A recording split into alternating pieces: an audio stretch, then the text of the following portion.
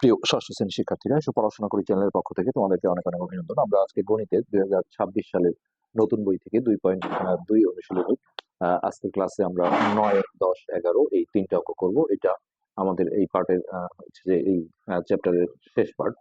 তো অন্যান্য পার্টগুলো দেখতে গেলে তোমরা এই ভিডিও নিচে প্লেলিস্টের লিংক পেয়ে যাবে, সেখান থেকে তোমরা দেখে নিতে পারো। তো আমরা বিগত আসলে 25 সালের যে আগের বইটা ছিল, সেখান থেকেও আসলে অঙ্কগুলো করেছি।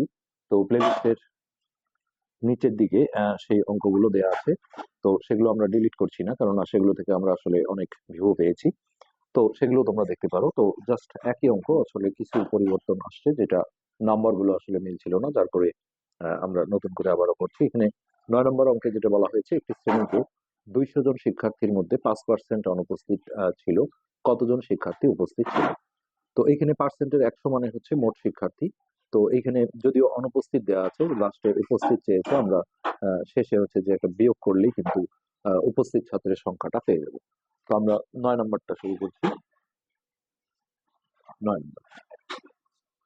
তো 9 নম্বরে যেটা ছিল, এইখানে বলা আছে যে 5% শিক্ষার্থী অনুপস্থিত ছিল। তো আমরা এই লাইনটা যদি এইভাবে সাজাই যে 100 জন শিক্ষার্থীর মধ্যে 100 জন শিক্ষার্থীর মধ্যে অনুপস্থিত অনুপস্থিত হচ্ছে 5 জন।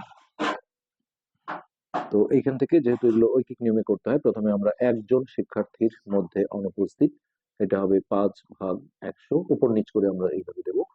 তারপরে এখানে মোট শিক্ষার্থীর জায়গায় যে 200 জন ছিল, সেই 200 জন শিক্ষার্থীর মধ্যে অনুপস্থিত এই 500 গুণন 200, আর নিচে ছিল আমাদের 100। এখন দেখো, আমরা 100 দিয়ে ডিরেক্ট যদি কাটাকাটি করি, এটা 1 আর এটা হচ্ছে 2, তো নিচের একের কোনো দাম নেই, তাহলে 5 দুগুণে 10 জন। তো এই 10 জন হচ্ছে আমাদের অনুপস্থিত শিক্ষার্থী বের হলো। কিন্তু কোশ্চেনে যেহেতু উপস্থিত চেয়েছে, তাহলে আমাদের হচ্ছে যে 200 যে মোট শিক্ষার্থী রয়েছে, সেখান থেকে বিয়োগ দিতে হবে। তাহলে অতএব উপস্থিত শিক্ষার্থী, এই 200 থেকে আমাদের 10 বিয়োগ দিলেই আমরা রেজাল্ট পেয়ে যাব। তো এটা হচ্ছে আমাদের 190 জন। তো এটা আরো একভাবে করা যায়, সেটা হচ্ছে যে এই যে পার্সেন্টের, সেটা আমরা একটু পরে দেখাচ্ছি। আমরা জাস্ট অ্যান্সারটা আগে একটু চেক করে দেখছি যে আমাদের সঠিক আছে কিনা। 9 নম্বর, 190 জন। তো আমি প্রথমেই দেখো, এই যে 5% যে অনুপস্থিত ছিল, 5% অনুপস্থিত, এটা হচ্ছে দ্বিতীয় নিয়ম, 5% অনুপস্থিত। তো 100 যদি মোট শিক্ষার্থী হয়, তার মধ্যে যদি 5 জন অনুপস্থিত হয়, তাহলে উপস্থিত হচ্ছে 100 থেকে, এটা আমরা বিয়োগ দিতে পারি। এই প্রথমে যদি আমরা বিয়োগ করি, তাহলে শেষে আর বিয়োগ করতে হবে না। তো উপস্থিত হচ্ছে আমাদের 100 বিয়োগ 5, তাহলে 95 জন। এই 95 জন হচ্ছে আমাদের উপস্থিত শিক্ষার্থী, 95 জন। তো এখন আমরা দেখো লাইনটা সাজাবো এইভাবে যে 100 জনের মধ্যে উপস্থিত হচ্ছে 95 জন। তাহলে একজনে কত আর 200 জনে কত? তাহলে এটা 95 থাকবে উপরে, ভাগ হচ্ছে 100। তারপর আমরা এখানে যদি 200 জনে দিই, 200 জন, তাহলে এটা হবে 95 গুণন 200 ভাগ 100। তো 100 দিয়ে কাটলে এটা 1, এটা 2। এবার নিচের একের দাম নেই, এটা আমরা গুণ করে দিলে 5 দুগুণে 10, শূন্য হাতে 1, 9 দুগুণে 18, আর 1 19। দেখো একই উত্তর আসছে। তোমরা এই দুইটার যে কোনো একটা নিয়মে অঙ্কটা করতে পারো। তো এরপর আমরা আসছি 10 নম্বর অঙ্কে। 10 নম্বর। তো 10 নম্বরে যেটা বলা হচ্ছে, সেটা হচ্ছে এমন যে আহ, জাহেদ 10% কমিশনে একটা বই ক্রয় করে দোকানিকে 180 টাকা দিল, বইটির প্রকৃত মূল্য কত? তো প্রতিটা বইয়ে, যেটা আমরা গাইড বইগুলো কিনি বাজার থেকে, সেখানে কিন্তু প্রতিটা বইয়ে এরকম একটা পার্সেন্ট দিয়ে কমিশন দেওয়া থাকে। অর্থাৎ 100 টাকা যদি এখানে প্রকৃত মূল্য ধরতে হবে, 100 টাকা। 100 টাকা যদি প্রকৃত মূল্য হয়, তাহলে 10 টাকা কমিশন দেয়। তাহলে বইটা কিনতে লাগলো কত? 100 বিয়োগ 10, কমিশন মানে কম নেওয়া, তাহলে 90 টাকা। যেহেতু এখানে দোকানিকে দিল, মানে এটা বইটা কিনতে লাগলো, এটা। তো এই জিনিসটা এখান থেকে আগে বিয়োগ করে বের করে আনতে হবে। তো আমরা এইভাবে যদি লিখি যে 10% কমিশন কমিশন দেয়, তাহলে এই জায়গাটা আমরা এখন তাহলে বলতে পারি যে 10% কমিশনে কমিশনে বইটি কিনতে লাগে। এই কিনতে কত টাকা লাগে সেটা আমাদের বের করে নিতে হবে। কিনতে লাগে, তাহলে বইটার গায়ে লেখা ছিল দেখো 10 টাকা আর 100 টাকা, সেখান থেকে 10 টাকা কমিশন বা কম নিয়েছে, তাহলে কিনতে লাগবে হচ্ছে 100 - 10, তো এটা হচ্ছে 90 টাকা। তো এই যে এখন দেখো আমাদের প্রকৃত মূল্য চেয়েছে, তো প্রকৃত মূল্য হচ্ছে এখানে 100 টাকা। তো এটাকে আমরা ডানে ফেলবো, অর্থাৎ আমরা লিখবো এইভাবে যে 90 টাকা কিনতে লাগে, কিনতে লাগে প্রকৃত মূল্য 100 টাকা হলে। প্রকৃত যেটা চাবে সেটাকে ডান পাশে ফেলতে হয়, যেহেতু এটা ঐকিক নিয়মের অঙ্ক। প্রকৃত মূল্য 100 টাকা হলে। তো এরপর আমাদের এখান থেকে একে বের করতে হবে। 1 টাকা কিনতে লাগে প্রকৃত মূল্য, তাহলে 100/90 টাকা হলে। এরপর আমাদের বইটা কিনতে লেগেছিল হচ্ছে 180 টাকা। এই 180 টাকা যদি এখানে আমরা দিয়ে এই 100 × 180 ভাগ হচ্ছে 90। তো এটা দেখো 90 দিয়ে একবারে কাটাকাটি করা যায়, 90 দিয়ে 90 কে ভাগ দিলে 1, আর 180 কে ভাগ দিলে 2, নিচের একের কোনো দাম নেই, সো এই দুটো গুণ করে দিলে আমাদের 200 টাকা আসছে। এটাই কিন্তু আমাদের বইটার হচ্ছে যে প্রকৃত মূল্য, এবং এটাই আমাদের যে প্রশ্নটা ছিল সেটার অ্যান্সার। তো খুবই ছোট অঙ্ক আসলে, এগুলো সৃজনশীলে বিভিন্ন ভাবে আসবে। তো এরপরে লাস্ট আমরা হচ্ছে যে যে সৃজনশীলটা রয়েছে 11 নম্বর, এটা কিন্তু খুবই ইম্পর্টেন্ট, এই ধরনের কোশ্চেনগুলো পরীক্ষা আসে। কলার দাম এত পার্সেন্ট কমে যাওয়ায় 420 টাকায় পূর্বাপেক্ষা মানে আগের চেয়ে 10টা কলা বেশি পাওয়া যায়। যেহেতু দাম কমে গেছে তাহলে এখন বেশি পাওয়া যাচ্ছে। তো যাই হোক, ক নম্বরে চেয়েছে একটি সংখ্যার এত পার্সেন্ট সমান 10 হলে সংখ্যাটি নির্ণয় করো। আমরা এই যে আগের পার্টগুলোতে যেটা করেছিলাম যে 125-এর 5% সমান কত, সেই নিয়মেই করতে হবে। এখন জাস্ট এই যে এই এই জিনিসটা মোটটা কিন্তু দেয়া নেই, তো আমরা এটাকে ক ধরে করলে জিনিসটা সুবিধা হবে। ধরি সংখ্যাটি সমান ক। তাহলে দেখো এখান থেকে আমরা একটা সমীকরণ তৈরি করব প্রশ্ন মতে।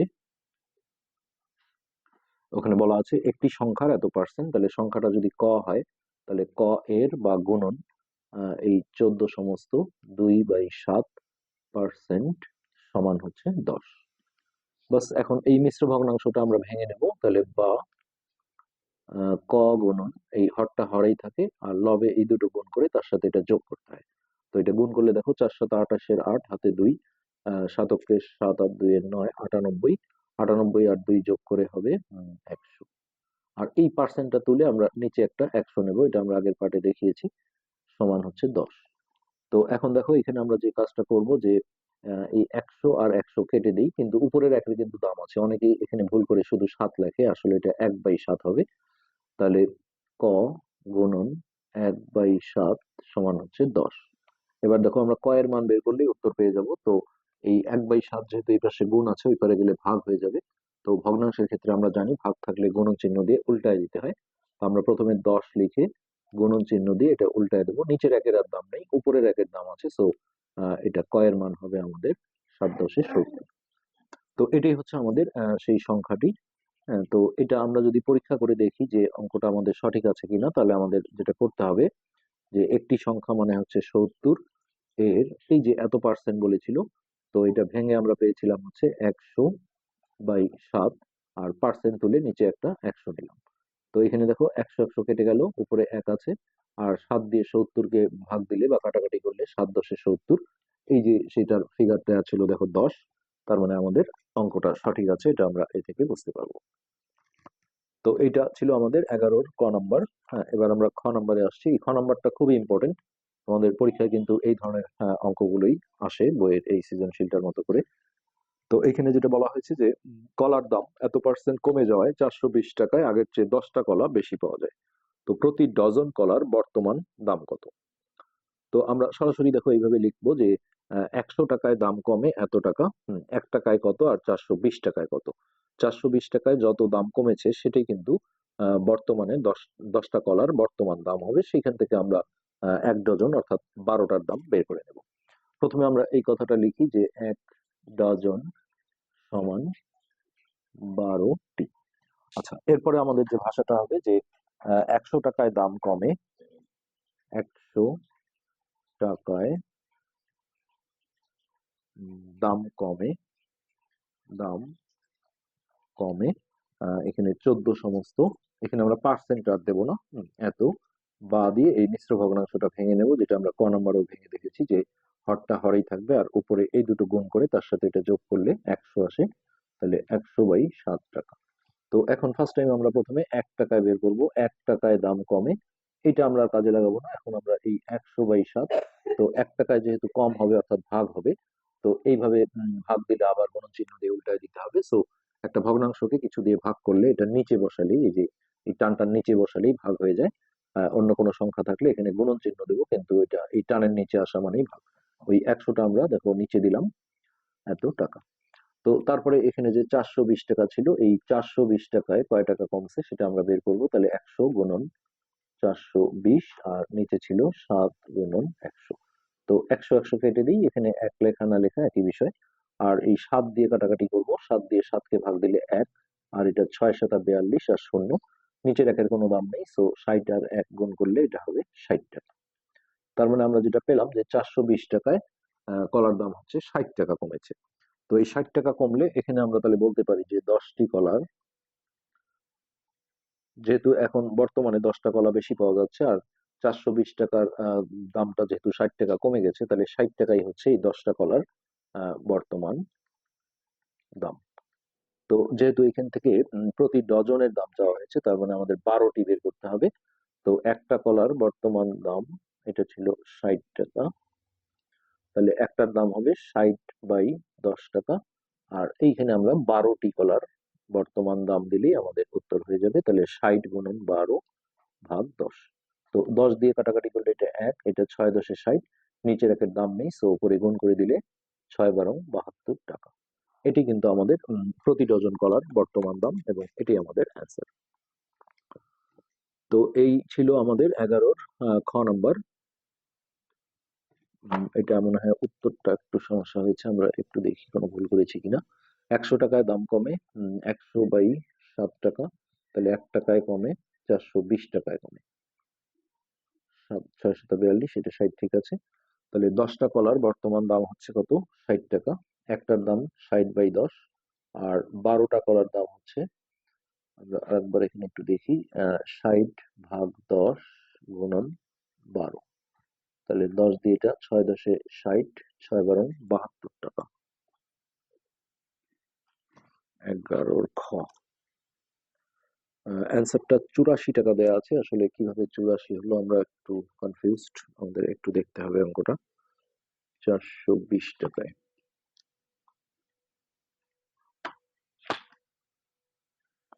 প্রতি ডজন কলার, তাহলে 10টা কলার বর্তমান দাম হচ্ছে 60 টাকা, 6 12 72 টাকা আসছে। তো এটা আমরা একটু দেখে নিই। তো এটা আমাদের উত্তর দেখো ঠিকই আছে, আমি এখানে একটা গাইড থেকে তোমাদের দেখাচ্ছি যে এই যে অঙ্কটা করেছে 60 টাকা, তাহলে 10টার বর্তমান দাম 60 টাকা, একটার দাম কত, 12টার দাম কত, এই যে 72 টাকা আসছে, এটা আসলে বইয়ের উত্তরটা ভুল আছে, 84 টাকা দেওয়া আছে, তো এটা সঠিক আছে, সমস্যা নেই। তো এরপর আমরা দেখো গ নম্বরে আসছি, এই সৃজনশীলের গ নম্বর। তো গ নম্বরে যেটা বলা হয়েছে সেটা হচ্ছে এমন যে প্রতি ডজন কলা কত দামে বিক্রয় করলে এত পার্সেন্ট লাভ হতো। তো এরকম পার্সেন্ট দিয়ে কোনো লাভ বা ক্ষতি থাকলে তোমরা একটা জিনিস সবসময় মনে রাখবে যে পার্সেন্টের 100টাকে সবসময় ক্রয় মূল্য ধরা হয়। তারপরে এখানে একটা আমাদের লাইন লিখতে হবে যে এটা সবসময় পার্সেন্ট দিয়ে লাভ ক্ষতি থাকলে এই কথাটা লিখতে হবে যে 100 টাকা ক্রয় মূল্য হলে, দেখো লাভ করেছে হচ্ছে 33 সমস্ত 1/3, বা এই মিশ্রটাকে আমরা ভেঙে নেব, এখানে পার্সেন্টটা থাক, তাহলে হরটা হরেই থাকলো, আর লবে হচ্ছে এই দুটো গুণ করে তার সাথে এটা যোগ করতে হবে। তো 33 গুণন 3 করলে 99, তার সাথে 1 যোগ করলে 100/3 টাকা লাভে বিক্রয় মূল্য। তো ক্ষতি থাকলে 100 থেকে বিয়োগ হয়, আর লাভ হলে 100-র সাথে যোগ করতে হয়, তাহলে 100 যোগ 100/3 টাকা। তো এই ভগ্নাংশের যোগ বিয়োগ তোমরা নিশ্চয়ই শিখেছো যে এই পূর্ণ সংখ্যাটার নিচে একটা 1 ধরতে হয়, তো 1 আর 3 এর লসাগু হবে 3, তো 1 দিয়ে এটাকে ভাগ দিলে 3 বার যাবে, সেই 3 দিয়ে উপরে গুণ, তাহলে 300। আর এখানে 3 দিয়ে 3 কে ভাগ করলে 1, 1 দিয়ে এটাকে গুণ করলে এটা 100ই থাকবে। সো এটা আসবে হচ্ছে 300 আর 1-এ 400/3 টাকা।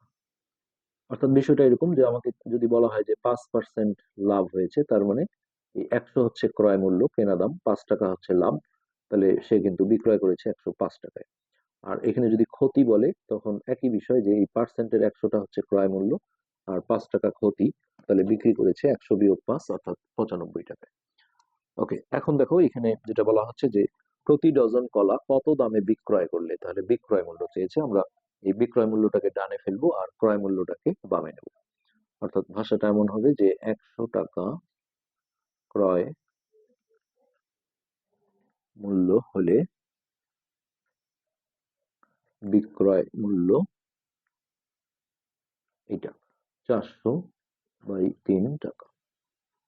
তো প্রথমে আমরা দেখো এখানে একে বের করবো, 1 টাকা ক্রয় মূল্য হলে বিক্রয় মূল্য এটা হচ্ছে 400/3, আর ওই 100টা এসে নিচে ঢুকে গেল যেহেতু এটা ভাগ হবে।